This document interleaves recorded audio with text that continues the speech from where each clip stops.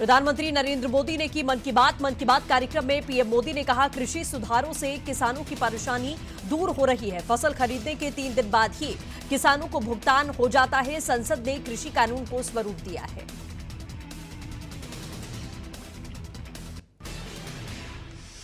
PM Modi ने कहा, गुरु नानक देव का 550वां प्रकाश पर्व, श्री गुरु गोविंद सिंह जी का 350वां प्रकाश पर्व, श्री गुरु तेग बहादुर जी का 400वां प्रकाश पर्व भी अगले साल है। मुझे महसूस होता है कि मुझ पर गुरु साहब की विशेष कृपा रही है।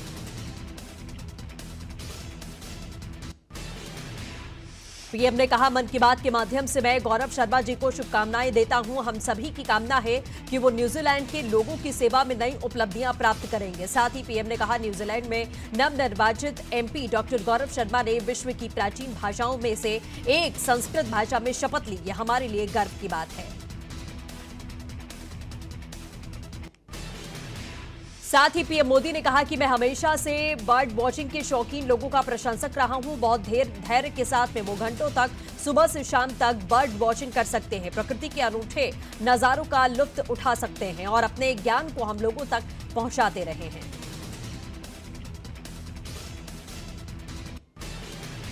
पीएम मोदी ने मन की बात कार्यक्रम में कहा कि आज मैं आपकी सबके साथ में खुशखबरी साझा करना चाहता हूं। हर भारतीय को ये जानकर गर्व होगा कि देवी अन्नपूर्णा की एक बहुत पुरानी प्रतिमा कनाडा से वापस भारत आ रही है। माता अन्नपूर्णा का काशी से बहुत ही विशेष संबंध रहा है। अब उनकी प्रतिमा का वापस आना हम सभी के लिए सुखद होगा। गृह मंत्री अमित शाह ने हैदराबाद के श्री भाग्यलक्ष्मी मंदिर में पूजा अर्चना की। यह मंदिर चारमीनार से सटा हुआ है। यहां दूर दूर से लोग दर्शन के लिए आते हैं। गृह मंत्री अमित शाह ने हैदराबाद नगर निगम चुनाव में सिकंदराबाद में रोड शो किया। आज शाम 6 बजे जीएचएमसी चुनाव प्रचार खत्म हो जाएगा। इसे देखते हुए बीजेपी ने टीआरएस ने नगर पालिका की सत्ता हासिल करने के लिए वोटिंग से पहले शुक्रवार को शहर भर में सक्रिय रूप से प्रचार किया, जहां यूपी के सीएम योगी आदित्यनाथ ने भी कल रोड शो किया था।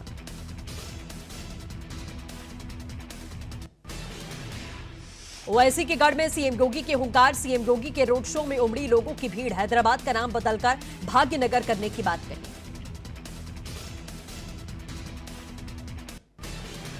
तेलंगाना की राजधानी हैदराबाद में होने वाले ग्रेटर हैदराबाद म्युनिसिपल कॉर्पोरेशन चुनाव से पहले बीजेपी ने अपनी पूरी ताकत झोंक दी है। हैदराबाद के चुनाव में बीजेपी ने अमित शाह से लेकर यूपी के सीएम योगी आदित्यनाथ को प्रचार में उतार दिया। हैदराबाद में हो रहे चुनाव से पहले सीएम योगी आदित्यनाथ यहां प्रचार के लिए पहुंचे तो जिले के तमाम इलाके भगवा में नजर आए। कृषि कानून के खिलाफ में चौथे दिन भी किसानों का प्रदर्शन जारी। गृह मंत्री अमित शाह ने किसानों से शांतिपूर्ण ढंग से प्रदर्शन की अपील की।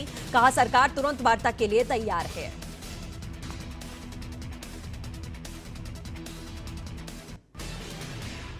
यूपी गेट पर डटे किसान। दिल्ली यूपी बॉर्डर पर किसानों ने रात गुजारी। सुबह से किसानों का प्रदर्शन जारी। कृषि कानून के विरोध में महाधरने पर हैं किसान।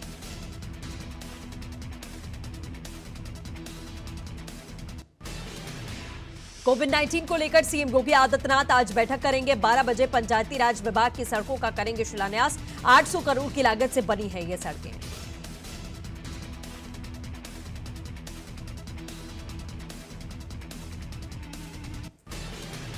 गैर कानूनी धर्मांतरण अध्यादेश 2020 को राज्यपाल आनंदीबेन पटेल ने मंजूरी दी। अगले विधानसभा सत्र में पेश किया जाएगा अध्यादेश। नाम छुपाकर शादी करने पर सजा होगी 10 साल की। 9 महीने के बाद आ रहे हैं प्रधानमंत्री नरेंद्र मोदी अपने संसदीय क्षेत्र में। 6.25 घंटे तक रहेंगे। इस दौरान राजा तालाब, हंडिया, सिकल्स लेन के उद्घाटन, देव दीपावली महोत्सव के तहत में राजघाट पर दीपदान समेत कुछ अन्य कार्यक्रम में शामिल होंगे। इस दौरान उनके साथ ही मुख्यमंत्री योगी आदित्यनाथ और केंद्रीय मंत्री नितिन गडकरी भी होंगे। प्रधानमंत्री नरेंद्र मोदी देव दीपावली के दिन 30 नवंबर को बनारस जाएंगे। प्रधानमंत्री के कार्यक्रम को देखते हुए पूरे शहर में उत्साह का माहौल देखने को मिल रहा है। लोग घर घर जाकर दिया और तेल का वितरण कर रहे हैं। लोगों से अपील कर रहे हैं कि देव दीपावली के दिन लोग दिया जलाकर प्रधानमंत्री मोदी और अपने सांसद का स्वागत करें। सपा सुप्रीमो अखिलेश यादव ने साधा निशाना। किसानों के साथ हो रहा आतंकवादियों जैसा व्यवहार। अखिलेश ने कहा, सपा हमेशा किसानों के साथ खड़ी है। किसानों के दुख दर्द को अनदेखा किया जा रहा है। साथ ही कहा कि लव जिहाद कानून का विरोध करेंगे।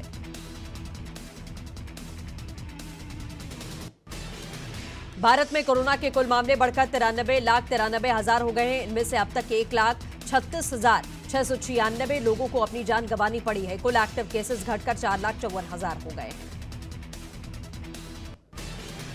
देश में पिछले 24 घंटे में कोरोना के एक्टिव केसेस की संख्या 984 घट गई है। अब तक कुल 88,02,000 लोग कोरोना को मात देकर ठीक हो चुके हैं। पिछले 24 घंटे में 42,298 मरीज ठीक हुए हैं।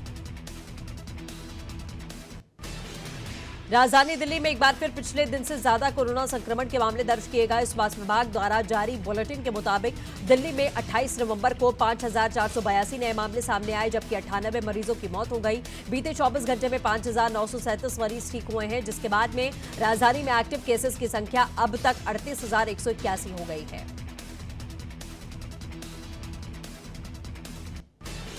देवभूमि में सामने आए कोरोना के 530 नए मामले, 73,527 पहुंचा। मरने वालों का आंकड़ा अब तक 1,201 लोगों की मौत हो चुकी है।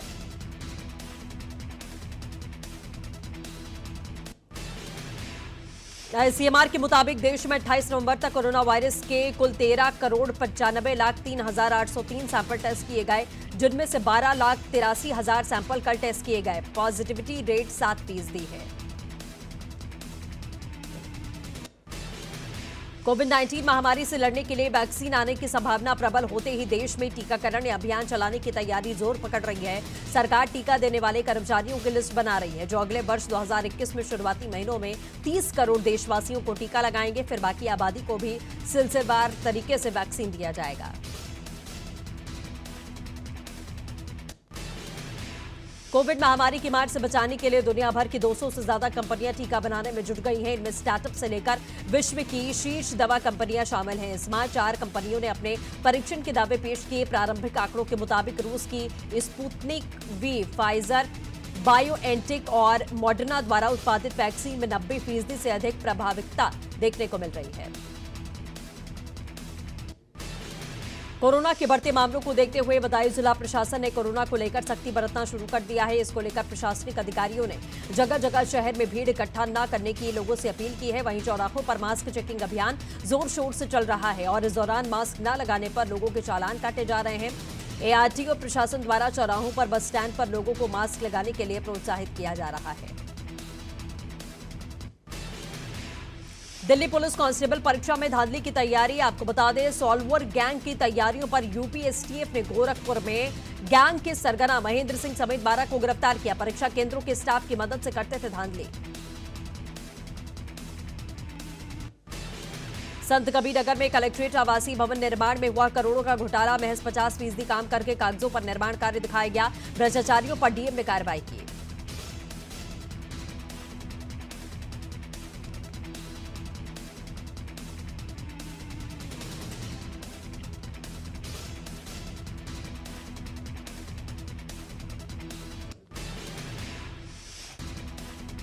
आजमगढ़ में पूर्व ग्राम प्रधान की गोली मारकर हत्या। अलीपुर के पूर्व प्रधान राजेश यादव की पुरानी रंजिश में हत्या की आशंका जताई गई। पुलिस मामले की जांच पड़ताल कर रही है। रानी सराय थाना इलाके के अलीपुर का यह मामला बताया जा रहा है।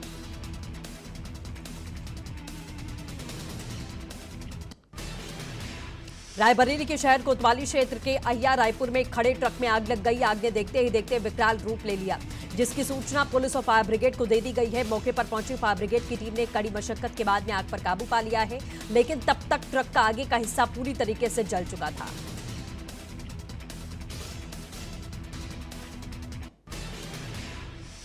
फिरोजाबाद में खाना बनाते समय गैस सिलेंडर में आग लगी। शादी वाले घर की रसोई में लगी भीषण आग। आग से घर का लाखों का सामान जलकर खाक हो गया। सूचना मिलने पर मौके पर पहुंची फायर ब्रिगेड की गाड़ियां। कड़ी मशक्कत के बाद आग पर काबू पाया गया। जसराना नगर के सब्जी मंडी मोहल्ले का मामला है।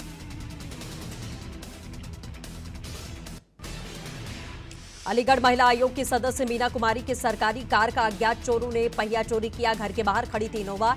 चोर टायर खोलकर ईंट पर खड़ा करके गए। आपको बता दें, बीजेपी नेता द्वारा पुलिस को सूचित किया गया।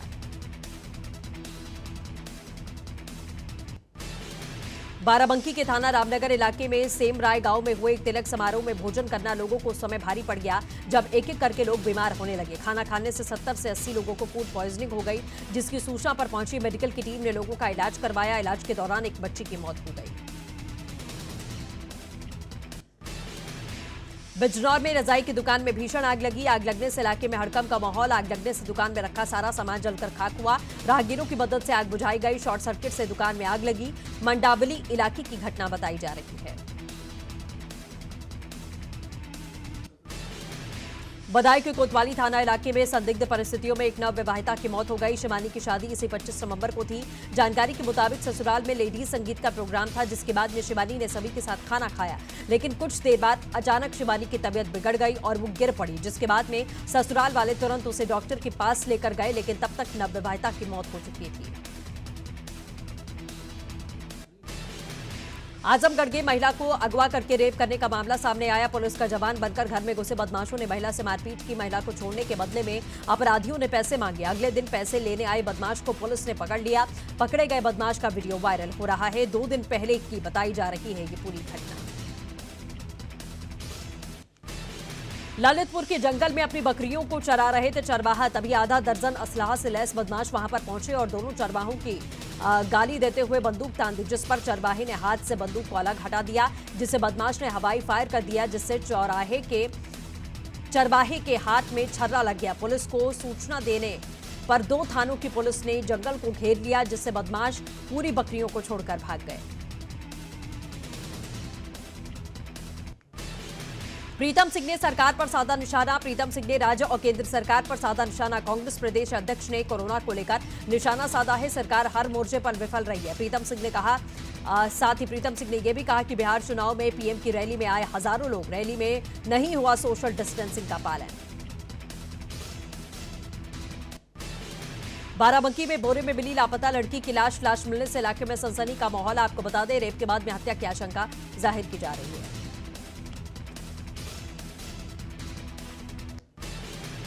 श्रावस्ती में डीसीएम और ट्रक में जोरदार टक्कर हो गई, जिसमें डीसीएम सवार 4 मजदूर जख्मी हो गए हैं। वाहन काटकर घायलों को बाहर निकाला गया। 2 मजदूरों के हालात चिंताजनक बताए जा रहे हैं, जिन्हें इलाज के लिए जिला अस्पताल रेफर कर दिया गया है। इकोना थाना इलाके का यह मामला बताया जा रहा है।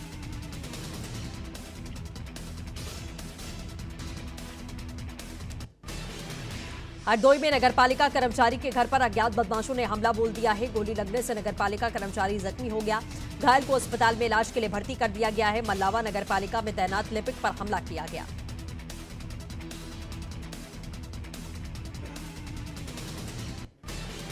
ऋषिकेश एम्स में भर्ती राज्यपाल बेबी रानी मौर्य को डिस्चार्ज किया गया। 7 दिनों तक रहेंगी होम क्वारंटाइन। राजभवन में चिकित्सक रखेंगे नजर। हाल ही में हुई थी कोरोना पॉजिटिव। बेबी रानी मौर्य के हालात सामान्य हैं, नहीं है कोई भी लक्षण। उत्तराखंड में दिल्ली और अन्य राज्यों से आने वाले लोगों को साथ लानी होगी कोरोना रिपोर्ट। बॉर्डर पर सख्ती से जांच करने के आदेश। स्वास्थ्य विभाग भी जांच के लिए बनाएगा बूथ।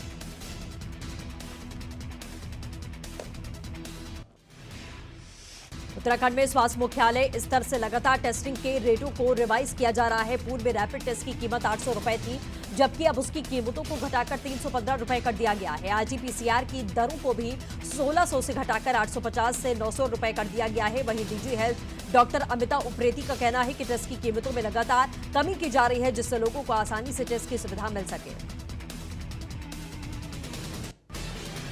देहरादून में रोबोटिक लैब बनाने की घोषणा की गई है, जिसके लिए भूमि भी उपलब्ध कराई गई। आपको बता दें, सूचना तकनीकी राज्य मंत्री ने ई वेस्ट स्टूडियो का उद्घाटन भी किया है। केंद्रीय मंत्री रविशंकर प्रसाद ने कहा कि उत्तराखंड राज्य से आज टेक्नोलॉजी को इंक्यूबेट करके आईटीडीए की ओर से सभी इलेक्ट्रिक वेस्ट का बेहतर इस्तेमाल किया जा रहा है। टीम वर्क से इलेक्ट्रॉनिक वेस्ट को बेस्ट में बदलने का सराहनीय कार्य किया जा रहा है।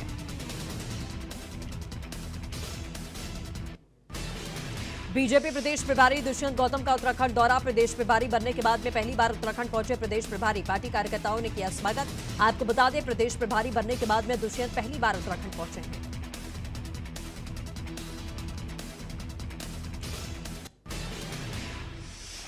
देश भर में चल रहे किसान बिल के खिलाफ में हो रहे प्रदर्शन का असर राजधानी देहरादून में दिखाई दे रहा है। कांग्रेस नेता और कार्यकर्ताओं ने प्रदेश अध्यक्ष प्रीतम सिंह के नेतृत्व में सरकार का पुतला फूंका। इस दौरान कांग्रेसियों ने सरकार के खिलाफ में जमकर नारेबाजी की। इस मौके पर प्रीतम सिंह ने कहा कि आज किसान मजबूरी में आकर सड़कों पर उतरने को मजबूर है।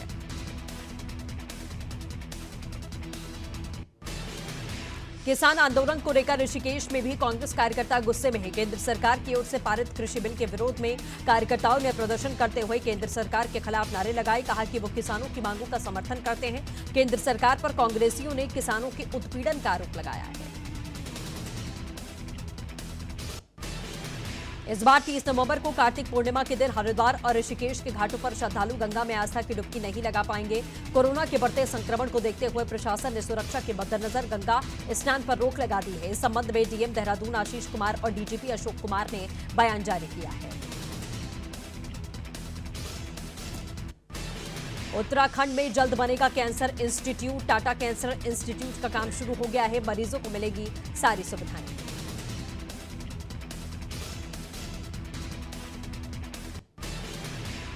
हरिद्वार में भूमाफियाओं के हौसले बुलंद हैं। आईटीआई के पास हरे पेड़ों पर चली आरी। रातों रात काटे गए आम के कई पेड़। हरे और फलदार पेड़ काटने पर वन विभाग मौन है। पेड़ काटकर कॉलोनी विकसित करने की तैयारी। जगजीतपुर में आईटीआई का ये पूरा मामला। हरिद्वार के गीता भवन मंदिर में देव दीपावली बड़े ही धूमधाम से मनाई गई। श्रद्धालुओं ने दीपों में मंदिर को सजाया, पूजा अर्चना करके भगवान विष्णु की आरती की। कार्तिक पूर्णिमा का हिंदू धर्म में काफी महत्व बताया गया है। कार्तिक पूर्णिमा के दिन देव दीपदान करते हैं, इसीलिए इसे देव दीपावली कहते हैं। गीता भवन मंदिर समेत कई घाटों पर देव दीपावली मनाई गई। हरिद्वार में 10वीं और 12वीं कक्षा के लिए खोले गए स्कूलों में 1 महीने के भीतर ही छात्रों की संख्या काफी कम नजर आ रही है। कोरोना के बढ़ते संक्रमण को देखते हुए छात्र छात्राएं और उनके अभिभावक सतर्कता बरत रहे हैं। लिहाजा काफी कम संख्या में विद्यार्थी यहां पर पहुंच रहे हैं। ज्यादातर स्कूलों में छात्रों की संख्या 50% से भी कम दर्ज की जा रही है। देवभूमि में मौसम ने करवट ली है। उच्च हिमालयी इलाकों के साथ में कई जगहों पर बर्फबारी का दौर, कई जगहों पर हो रही है भारी वर्षा।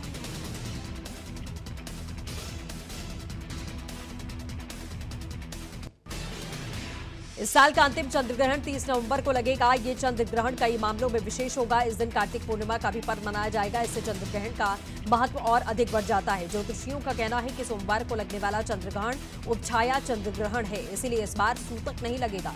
इस ग्रहण को आंखों से भी देखा जा सकता है।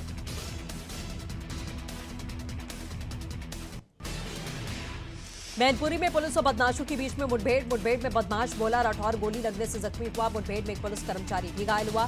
बदमाश के पास से एक बाइक और पिस्टल बरामद की गई। एसपी अजय कुमार पांडे भी घटनास्थल पर मौजूद। थाना भोगांव इलाके की ग्राम बरौली के पास की घटना है।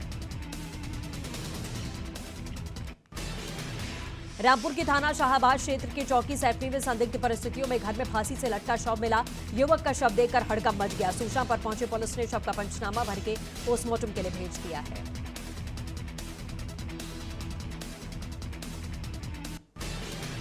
अलीगढ़ के गांधी पार्क इलाके के दुबे के पड़ाव बाजार में कपड़े के शोरूम में लगी भीषण आग के बाद में इलाके में अफरा तफरी का माहौल। फायर ब्रिगेड की टीम आग बुझाने में जुटी हुई थी। आपको बता दें, आग लगने से लाखों का सामान जलकर खाक हो गया।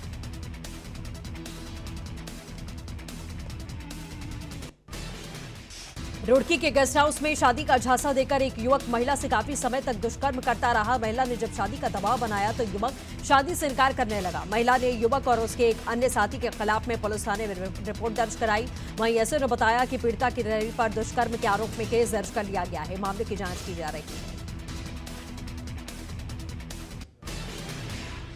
मऊ में मामूली विवाद को लेकर एक युवक ने दूसरे युवक को फावड़े से ताबड़तोड़ हमला करके युवक के कई टुकड़े कर दिए। स्थानीय लोगों ने युवक को रोकने की कोशिश की तो युवक ने फावड़ा लेकर लोगों को दौड़ा दिया। वहीं सूचना पर पहुंचे पुलिस ने आरोपी युवक को गिरफ्तार करके शव को कब्जे में लेकर पोस्टमार्टम के लिए भेज दिया है।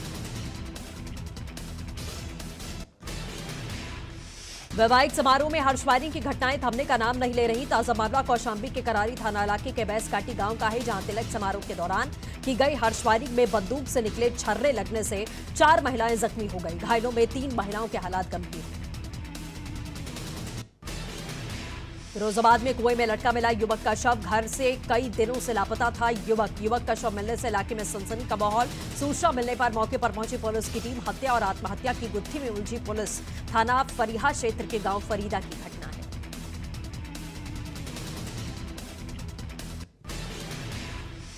कानपुर में किसानों पर पुलिस ने भाजी लाठियां। पशु मेला में आए किसानों ने नहीं पहने थे मास्क नहीं लगाने पर थाना अध्यक्ष ने जमकर बरसाई लाठियां। किसानों पर लाठियां बरसाते हुए वीडियो वायरल हुआ।